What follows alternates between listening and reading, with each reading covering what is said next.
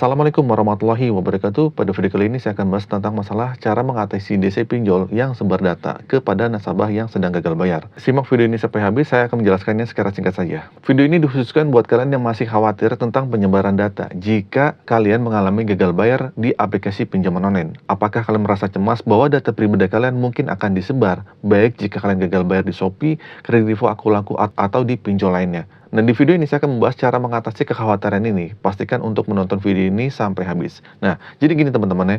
Jadi ketika kalian mengalami gagal bayar di pembayaran di aplikasi pinjaman yang legal, OJK, yang sudah pasti ada konsekuensi kecemasan seperti intimidasi, berbagai ancaman oleh pihak yang menagih. Namun perlu dicatat bahwa OJK atau Otoritas Jasa Keuangan sedang mengambil langkah serius untuk menanggulangi praktek ini. Terbukti ada peraturan-peraturan baru yang dibuatnya.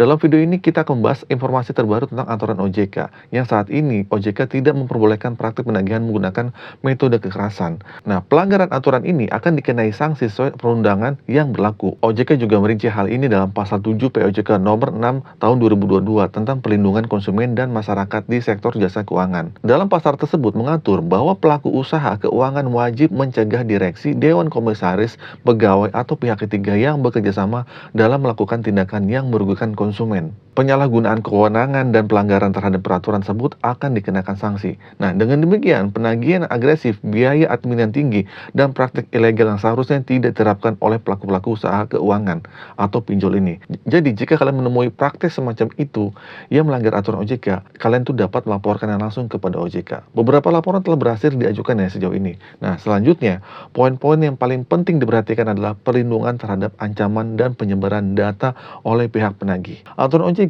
melarang pembatasan atau perdagangan data pribadi tanpa persetujuan konsumen kepada pihak lain. Jadi dalam prosedur tertulis perlindungan konsumen, pengaturan terkait kekerasan dalam penagihan utang konsumen sangat jelas. Jadi jika seorang penagih utang atau desa melakukan kekerasan, baik secara fisik ataupun verbal maupun melalui tindakan yang jelas dilarang, hal ini melanggar aturan. Ya.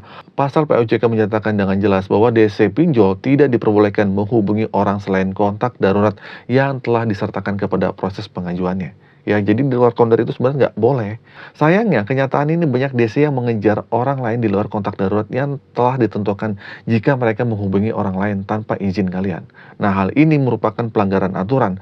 Apabila jika ada ancaman terkait keselamatan pribadi atau keluarga, ini jelas-jelas dilarang. Nah, dalam kasus seperti itu, kalian tuh memiliki hak untuk membawa masalah ini ke jalur hukum, ya, dan melaporkannya. Itu nggak jadi masalah. Nah, contohnya DC tidak diperbolehkan melakukan tindakan kekerasan yang bersifat mempermalukan, seperti datang ke rumah, membuat keonaran, teriak-teriak, atau menciptakan keributan, itu nggak boleh. Nah, semua ini melanggar peraturan dan dapat dilaporkan mungkin ke RT atau RW setempat ya, karena telah menyalahi aturan yang diatur dalam pasal POJK tersebut. Nah, untuk teman-teman, penting untuk memahami aturan yang telah ditetapkan oleh OJK, agar kalian tuh dapat memahami hak-hak kita, ya nggak? Kesimpulannya ya, kita itu tidak perlu takut terhadap intimidasi atau ancaman penagihan dengan kata-kata kasar atau tindakan lainnya. Bagi yang masih khawatir akan penyebaran data, tidak perlu takut, tidak perlu membayar jika pinjaman tersebut melanggar aturan. Titik, intinya gitu ya. Dengan tidak membayar untuk sementara waktu, kita secara tidak langsung menentang pelanggaran tersebut. Ya, namun perlu diingat bahwa hutang suatu saat harus dibayar ketika kita punya uang. Oke, jadi gitu teman-teman ya, singkat saja, semoga informasi ini bermanfaat. Terima kasih atas perhatiannya. Assalamualaikum warahmatullahi wabarakatuh.